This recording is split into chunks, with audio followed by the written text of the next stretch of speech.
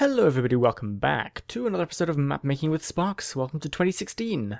Hope you all had a happy new year.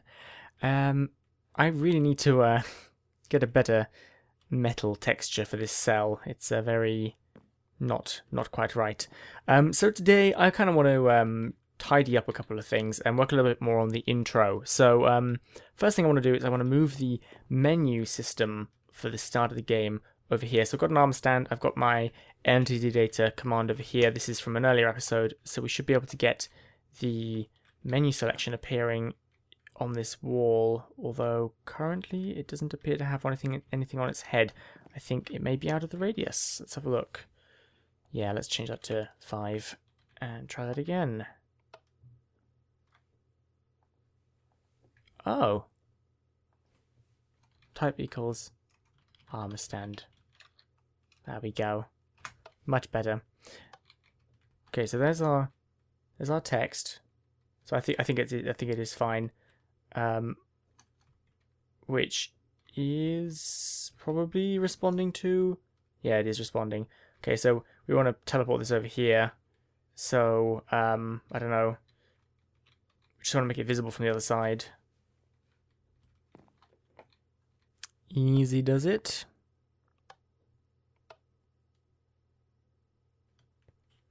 There we go. That's floating a little bit in front of the wall, I think. But all in all, seems to be about right. I think it's placed a little bit too high. I'm going to teleport it down 0.1 as well. Whoops. Right, after the third try, I finally turned off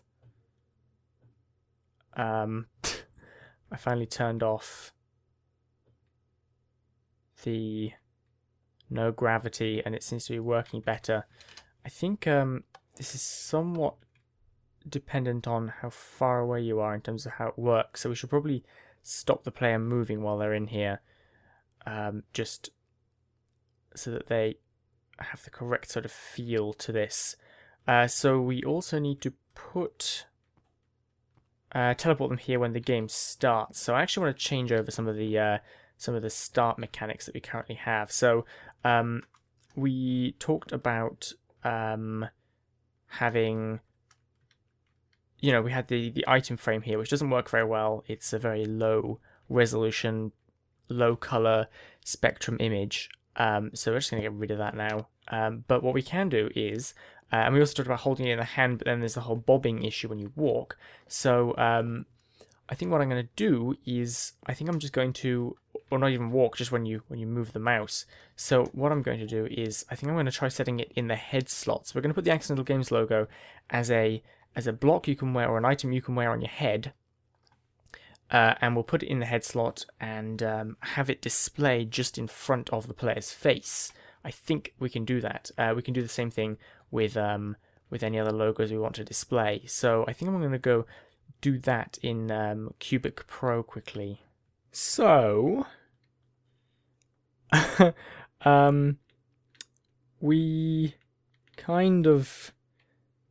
can stick it in front of our face, and it's viewable in these perspectives, but we can't see it in first person mode. It seems that you just can't view that from first person if it's in your head, even though I've kind of translated it forwards in front of our faces. So I don't think we would be able to solve this by putting it in our chest slot or anything like that. I will quickly try that. Okay, so you can't actually put diamond hose in the chest slot. That makes sense. If we put it on our hand, it will bob when we move the camera. See, I swear that Dragnos and Samasaurus did this in their We Are the Rangers video with some night vision goggles. So there must be a way to do it, and I must be missing it, unless, I don't know if the bobbing was turned off or if there's some trick I've missed, but it appears that doesn't work. So for now, at least, I think I'm going to replace the item frame with an armor stand that looks like, basically just has a high resolution of the logo. Okay, so I got that placed down in here. Let's just see what that looks like when I log out.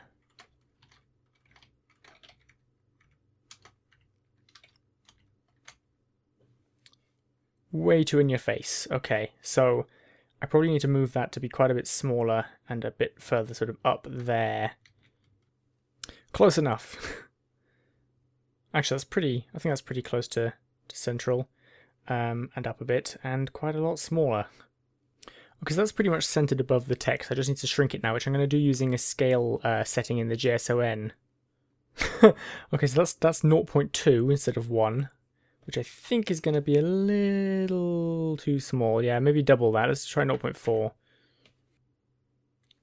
Much better. Let's just make that a little bit higher now.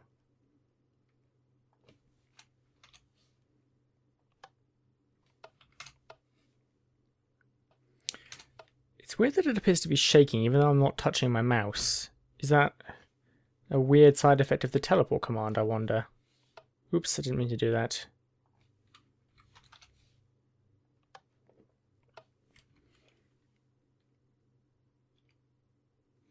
So I'm just going to get rid of the dev pack, and which will get rid of the GUI bar. And we can also clear all our items and imagine it. We're going to have this perfect black screen, apart from, damn it, the hand item. I guess we do need to give them something to hold in that room, just so that we'll have to give them some sort of invisible item that's invisible in the hotbar to hold so they can't see their hand.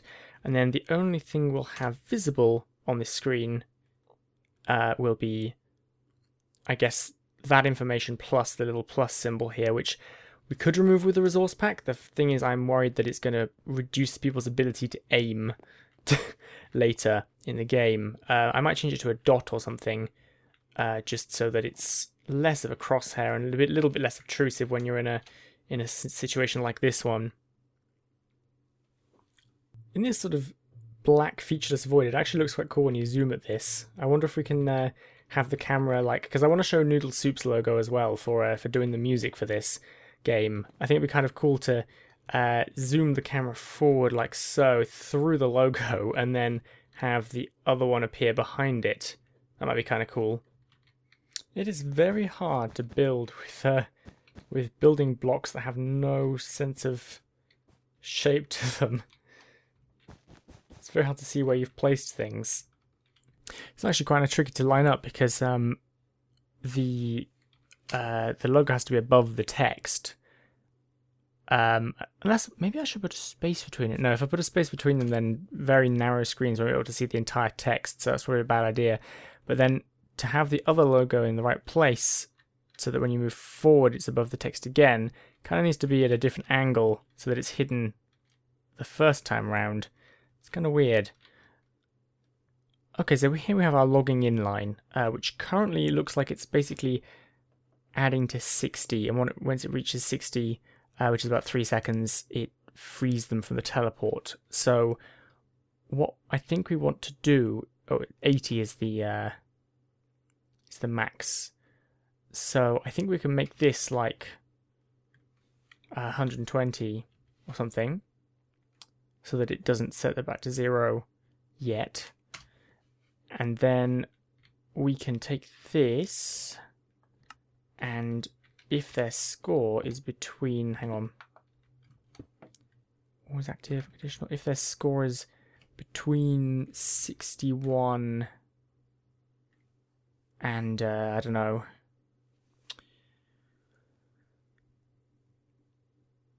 what am I thinking here, 1,200 I think I said, so if it's at least 61, score logins equals let's say 100, then we teleport them forward a block in the, I want to say X, like 0.1 or something. I thought it was teleporting me for a second then. Let's just see what happens. It does teleport us forward, nice. We want to go a little bit less far than that, and also I think we want to pan the the camera up a little bit as well. That's definitely too far though. Okay, and also a lot less smooth than I was expecting. I would do this all in game mode 3 for the player, but I think the problem is that the armor stands, the invisible armor stands, will be visible. I don't know whether we can get rid of that by removing the armor stand texture entirely. That might be something worth trying, because I think armor stands are going to be really handy in this game. I don't think we're going to be using them in a displaying sense at all. So maybe removing their texture would be a good way around this. So let's take a look at this again. Let's change this to 0.05. Will that be a smoother movement, I wonder?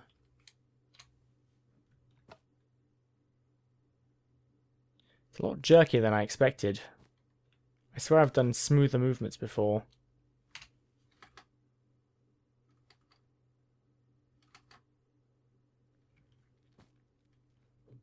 I wonder why it's so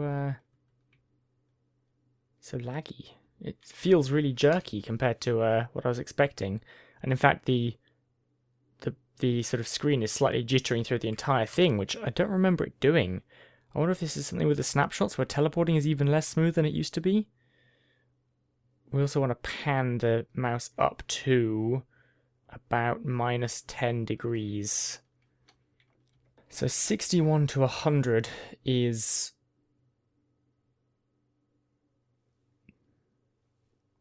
61 to 100 is 40, and we want to change it by 10.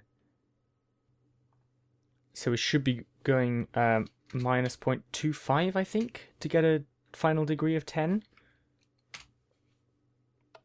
Let's see if this works. I don't think that's panning our thing up at all. Minus 0.3.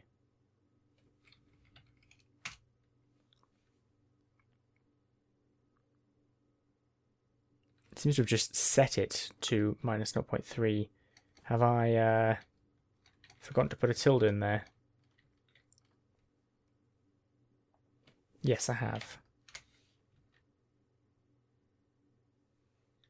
Okay, that panned us up to -5, so we need to double what I did there. So 0.5 instead of 0.25, I suppose. 0.5.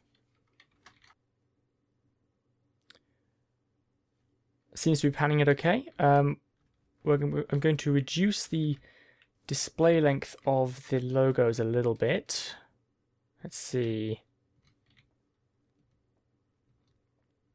Where's title times? Just going to make it fade out a bit faster, so 5 ticks instead of 10. And then we're going to copy the subtitle and the title, like so. Oops. And we're going to change this number from logins of 3 to logins of, let's say, 70. So as we're panning over, although let's make it 90 because it's 100. Wait, hang on. Yeah, it is 100 where we reach the end of the thing. So subtitle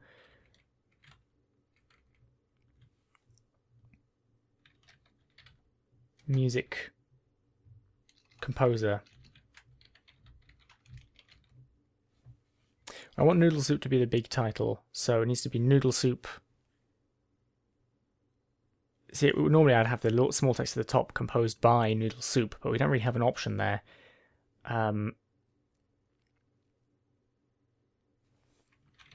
Music composer, let's go with that. And then the title is Noodle Soup. Le Noodle Soup. And we'll change this to whatever I said as well, 90.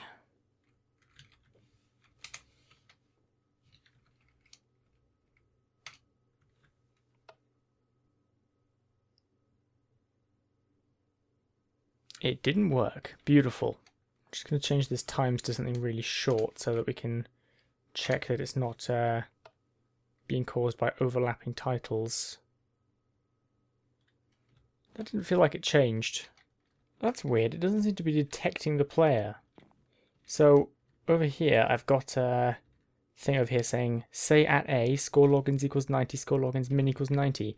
And it doesn't say my name at any point during this. It's very odd. Is it skipping a tick? Okay, I've added a tell raw, which will tell me at all times what my score is. What's it doing? It's missing every other one. 97, 98, 99, 100, 101, 2, 3, 5, 6, 7. So it's only registering every other tick. Huh. I guess this is a result of my conditional check. That's probably why it's also not teleporting me as smoothly as I'd anticipated. Because this is checking for players with a login score of at least 1. That is setting the block data of this, and then a tick later this registers and powers. So we actually have a 10 tick clock here, not a 20 tick clock. I'm going to remove this and change it to a repeat command block.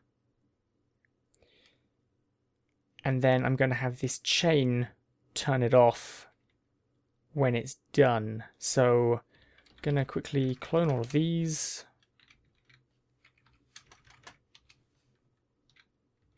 Over a block.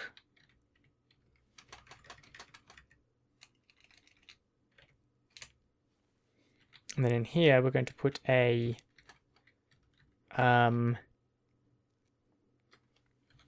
execute at a score logins min equals 1. Score logins min equals 100, I guess. To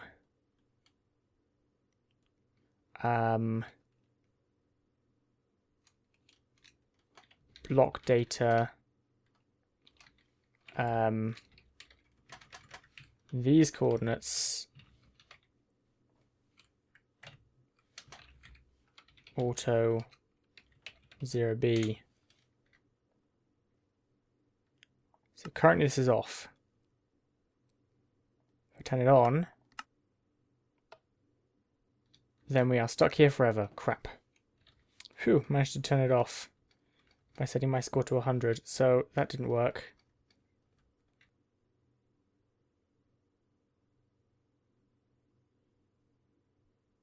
Nice. So for some reason that teleported me back at the very end of that, but it did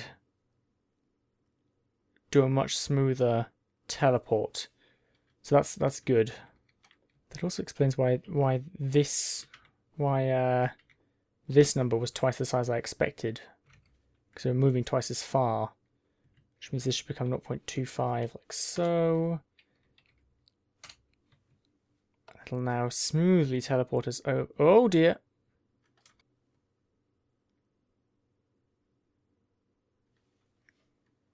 I really don't know why it's teleporting me at the end there. You can try putting a min equals 1 in there, see if that fixes it.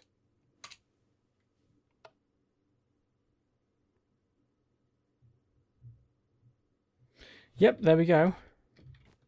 Nice. Little Games presents. Whoop. Little Soup, music composer. Nice, okay. And we can add more of those if we need to. That looks really weird. It's very odd having a textureless block, really.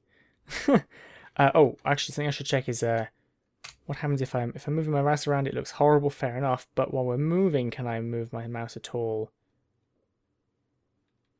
Okay, I think I need to make it pause on Noodle Soup there for a bit as well, and then I'm going to teleport us to our cell for the loading screen. We also need to clear their inventory when they first log in. I'm going to start labeling these because they're not labeled at the moment. I'm also going to add a clear command in here. So that when people log back in, if they're in the middle of a game, all their inventory and stuff is cleared out. Like that. I suppose I should actually change it so that I give them all the items they need as well. Finally, we're going to teleport ourselves to minus 29.8 106 minus 26.4, which should put us in the right sort of position to make the selection feel right. Yep, nice.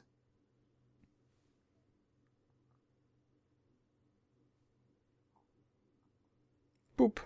Nice. I think I should specify orientation as well. I think when the players first log in, they should probably be facing the menu. I mean, the other option is, the only thing you can really look at in here is a little bit of the room outside or your wall. So I think either we have the sort of, I don't know what's better. I mean, this way, they instantly see the options screen and it's faster to click on. But this way, you kind of get the situation, the feeling that you are trapped. So I don't know which is better. I mean, I'm hoping to have a separate menu screen for later in the game anyway. So this is only if you haven't. This is the first time that you join the game before you've begun a game. You will start in this cell. So I don't know. This feels. It might be kind of interesting that if you look around, you suddenly realize where you are. Otherwise, you just have the menu screen. So I think I'll have them pointed at the menu screen. I'll even point them at the play button. Or maybe at the video tabs button. I will point them at... If I point them slightly off like this, then they can they can avoid accidentally clicking that when they first join the cell. I think I'll... see, that sort of view there would let them see both things, sort of slightly out of the room and slightly at this menu screen. Maybe I'll go with that. What's that? That's 156. Oops. 156. And -4, -5. We also need to put our villager in here so that we have something to punch. Looks like it's not even a special villager. It's just a villager. Just copy that for summoning, I guess, and put it in its cell. Okay, there's our villager. Hopefully he's in a punchable position. Let's try it out.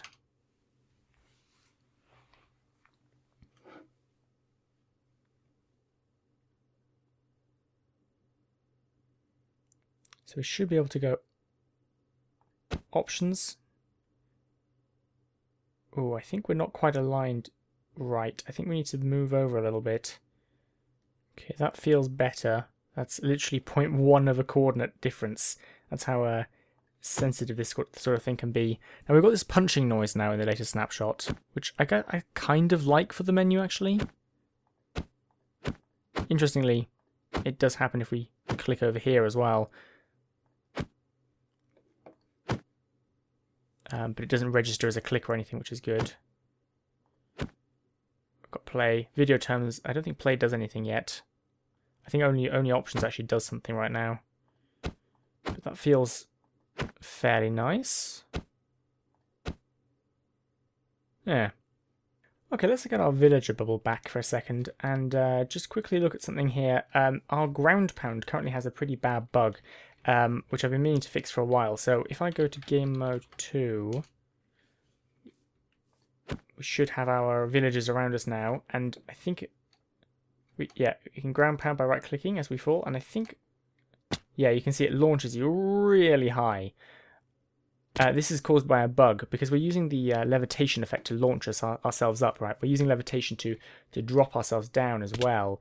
And what's happening is that even though we have a heavy fall damage resistance, which I believe we're using, I thought we were using jump boost to prevent. I'm not sure. It only happens if we jump from too high. But I'm thinking what we may be able to do to avoid this is feather falling boots. So I'm going to give this a shot a second and see what happens if we give ourselves some really strong feather falling boots. So apparently this still takes the enchantment ID instead of the name, which is slightly worrying really. And we're also going to put Unbreakable 1B. Right. Diamond boots, feather falling enchantment 100, when on feet, +3 armor, unbreakable. So I think this will hopefully stop the damage tick from launching us really high if we're wearing these. We'll just have to try it and see. Game mode 2. Got our bubble around us. And let's go. I failed. Nope, that still launched us really high. Okay. How am I negating the fall damage tick? That's really annoying. I was hoping that would work. See, that really should be reducing any fall damage we experience. I'm going to have to... I have a feeling that the way to negate this is to give them a very large jump boost effect just before they hit the ground. So I guess what I'm going to do is I'm going to put a new one here. Affected all, score is pounding equals 1. Minecraft jump boost. Boost. 210 for 1 second. Change that to 5 seconds. And then we'll have to clear out the jump boost when they hit the ground. Hey, that worked. I can't jump anymore though. There we go. So as long as we clear the jump boost effect, it'll be good. So what I'm going to do is I'm going to add 0 to the is pounding score of all players with an is pounding score of 1, which effectively in itself won't do anything, but after that I will have a conditional command which checks to see whether this one's exceeded. What I need to do here is at the end I need to do in air 1b, and then this one here will conditionally clear the jump boost effect of the player. Oh, and we also need to put true at the end of this to stop it playing particles in our face. I'm still stuck with jump boost. Right, it's on ground. In air is my own thing. On ground 1b. So if they're on the ground, then we clear the jump boost effect. Oh. Scoreboard players add. That'd be why. I'm sure you're all screaming at my screen there, sorry. Or your screen. Screaming at your screen. I think what's happening is the is pounding score was being set to 0 too quickly. So, as a result, it was returning false when I checked it. Hey, look at that! Fix the ground pound issue. So I basically changed it. So now we check for the A2 cooldown score being at least 1. I don't think it hugely matters really. I think we could just do add A, but hey. So let's just try that one more time. I don't think we need these boots. Let's take them off to double check. Yeah, seems okay.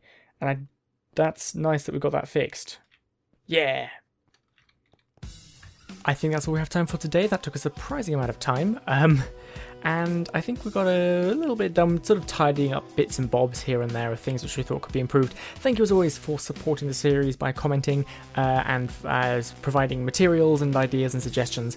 And thank you to our patrons Thor20 and Chold627 who are supporting this series via our Patreon page. Also thank you to Polyboy for the cute little fox outro artwork, which he sort of whipped up in a couple of seconds when I asked for it on Twitter. And of course the music you can hear playing right now is by the wonderful aforementioned Noodle Soup. I'll see you in the next episode!